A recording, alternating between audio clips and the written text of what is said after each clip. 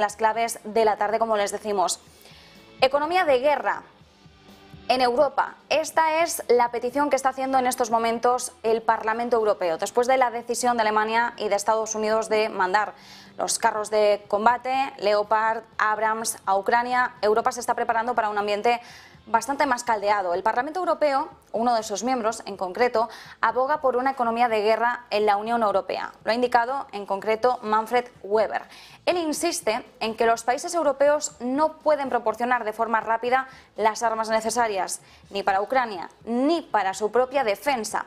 Y no es un término fácil el de economía de guerra, no solo por lo que implica a nivel de empezar a reconocer ya que Europa está directamente participando en una guerra, sino también por toda la gestión que implica.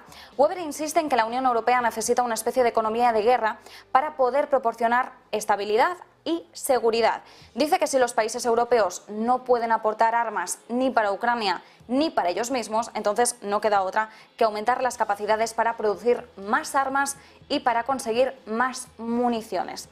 Cambiar a una economía de guerra implica la reorganización de las industrias para garantizar que la capacidad de producción de un país esté configurada de forma óptima para ayudar en los momentos de conflicto. Una economía de guerra funciona porque los gobiernos lo que hacen es priorizar la producción de bienes y materiales que puedan apoyar ese esfuerzo bélico y además también pueden tomar medidas para garantizar que los recursos, como por ejemplo los alimentos, se puedan asignar adecuadamente para garantizar la máxima eficiencia. A menudo los ingresos fiscales se reasignan para apoyar el esfuerzo de guerra a expensas de otros proyectos que en tiempo de paz tendrían prioridad. Esta es la idea que está defendiendo Weber, en resumidas cuentas.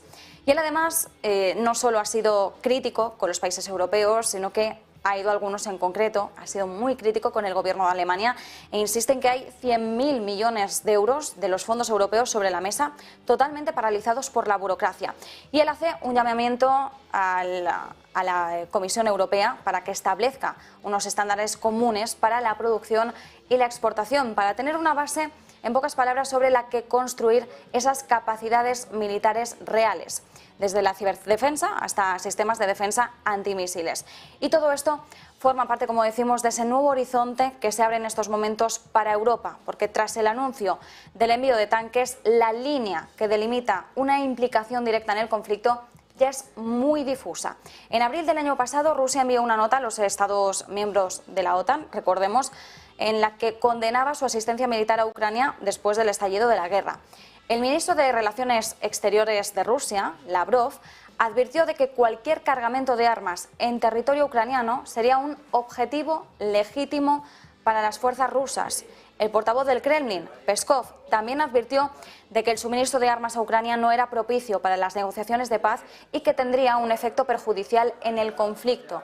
Así que, como estamos viendo, la escalada de la tensión entre Rusia y Occidente es más que evidente. El principal temor es que todos los aliados de Ucrania acaben involucrados en la guerra. Y es más, algunos expertos creen que este podría ser ahora el principal riesgo para el mercado, porque sí, la guerra ha vuelto a la escena bursátil.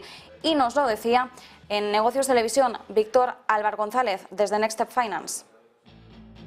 A nosotros nos suena a un aviso a navegantes, concretamente al navegante Putin, de que Occidente está dispuesto a, digamos, dar ese paso, pero este momento lo único que aporta es un riesgo, una miga de riesgo adicional, pero todavía no es un motivo para decir, bueno, pues esto es ya el paso definitivo hacia el enfrentamiento cuasi directo, porque ahora lo hay, evidentemente, pero es un poquito más. Digamos que pasar de la contención sigue estando, en nuestra opinión, dentro del marco de la contención y del aviso, que dentro del marco de la ofensiva te vamos a echar de aquí por las malas si no estás dispuesto a hablarlo por las buenas.